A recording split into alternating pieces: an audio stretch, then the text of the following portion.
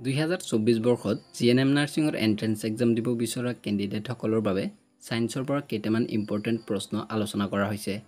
এই ভিডিঅ'টো শেষলৈ চালে নিশ্চয় উপকৃত হ'ব, গতিকে ভিডিঅ'টো শেষলৈ চাই থাকিব। প্ৰথম প্ৰশ্নটো হৈছে মাৰ্বলৰ ৰাসায়নিক সংকেত কি? ইয়াত চাৰিটা অপচন আছে। এ নম্বৰত আছে CO2 অৰ্থাৎ কাৰ্বন ডাই অক্সাইড, বি নম্বৰত আছে CaCO3 অৰ্থাৎ কেলছিয়াম কাৰ্বনেট, সি নম্বৰত আছে CaO অৰ্থাৎ কেলছিয়াম অক্সাইড আৰু ডি নম্বৰত আছে NaCl অৰ্থাৎ সোডিয়াম ক্লোৰাইড। এই চাৰিটা অপচনৰ ভিতৰত শুদ্ধ আনসাৰটো হৈছে অপচন বি CaCO3 অৰ্থাৎ কেলছিয়াম কাৰ্বনেট। অৰ্থাৎ মাৰ্বলৰ ৰাসায়নিক সংকেত হ'ল কেলছিয়াম কাৰ্বনেট CaCO3। নেক্সট প্ৰশ্নটো হৈছে তলৰ কোনটো ধাতু কল্পৰ উদাহৰণ নহয়? ইয়াত চাৰিটা অপচন আছে। এ নম্বৰত আছে Si অৰ্থাৎ সিলিকন, বি নম্বৰত আছে Ge অৰ্থাৎ জাৰ্মেনিয়াম, সি নম্বৰত আছে Al অৰ্থাৎ এলুমিনিয়াম আৰু ডি নম্বৰত আছে বি অৰ্থাৎ বৰন। এই চাৰিটা অপচনৰ ভিতৰত শুদ্ধ আনসাৰটো হৈছে অপচন সি Al অৰ্থাৎ এলুমিনিয়াম। অৰ্থাৎ এই চাৰিটাৰ ভিতৰত এলুমিনিয়াম ধাতু কল্পৰ উদাহৰণ নহয়। নেক্সট প্ৰশ্নটো হৈছে যিবোৰ বিক্ৰিয়াত জাৰণ আৰু বিজাৰণ প্ৰক্ৰিয়া একেলগে সংঘটিত হয় তাক ডেশ বোলে। ইয়াত চাৰিটা অপচন আছে। এ নম্বৰত আছে ৰেডক্স বিক্ৰিয়া, বি নম্বৰত আছে অপসাৰণ বিক্ৰিয়া, সি নম্বৰত আছে বিয়োজন বিক্ৰিয়া আৰু ডি নম্বৰত আছে দ্বি অপসাৰণ বিক্ৰিয়া। এই চাৰিটা অপচনৰ ভিতৰত শুদ্ধ আনসাৰটো হৈছে অপচন এ ৰেডক্স বিক্ৰিয়া। অৰ্থাৎ যিবোৰ বিক্ৰিয়াত জাৰণ আৰু বিজাৰণ প্ৰক্ৰিয়া একেলগে সংঘটিত হয় তাক ৰেডক্স বিক্ৰিয়া বুলি কোৱা হয়।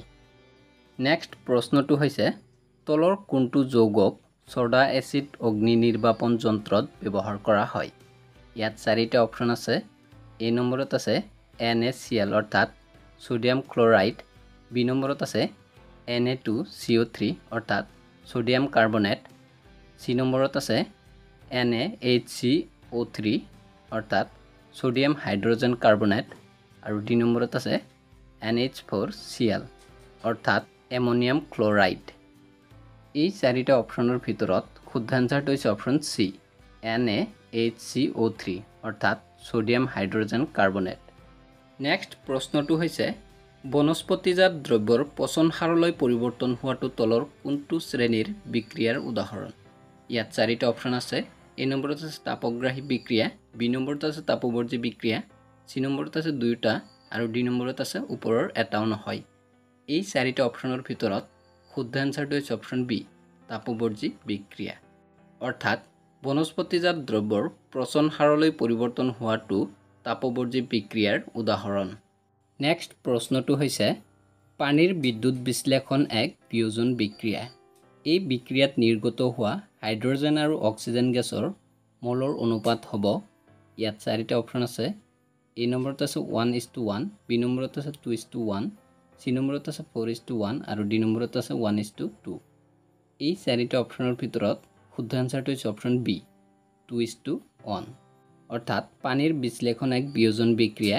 এই বিক্ৰিয়াত নিৰ্গত হোৱা হাইড্ৰজেন আৰু অক্সিজেন গেছৰ মলৰ অনুপাত হ'ব অপচন বি 2:1। নেক্সট প্ৰশ্নটো হৈছে প্ৰাকৃতিক গেছ দহন এটা ডেশ।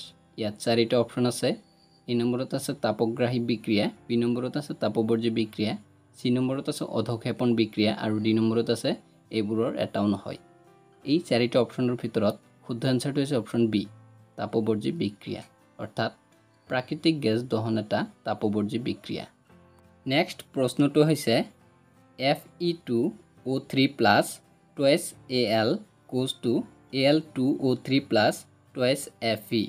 এই বিক্ৰিয়াটো হ'ল। ইয়াত চাৰিটা অপচন আছে। এ নম্বৰত আছে এটা সংযোজন বিক্ৰিয়াৰ উদাহৰণ, বি নম্বৰত আছে এটা বিয়োজন বিক্ৰিয়াৰ উদাহৰণ, সি নম্বৰত আছে এটা অপসাৰণ বিক্ৰিয়াৰ উদাহৰণ আৰু ডি নম্বৰত আছে এটা দ্বি অপসাৰণ বিক্ৰিয়াৰ উদাহৰণ। এই চাৰিটা অপচনৰ ভিতৰত শুদ্ধ আনসাৰটো হৈছে অপচন চি এটা অপসাৰণ বিক্ৰিয়াৰ উদাহৰণ। অৰ্থাৎ Fe2O3+ twice Al goes to Al2O3+ twice Fe এই বিক্ৰিয়াটো হল এটা অপসাৰণ বিক্ৰিয়াৰ উদাহৰণ বন্ধুসকল যদি ভিডিওটো ভাল লাগিছে লাইক কৰিব শেয়াৰ কৰিব আৰু এনে ধৰণৰ নতুন নতুন ভিডিও পাবলৈ হলে এই চেনেলটো সাবস্ক্ৰাইব কৰিব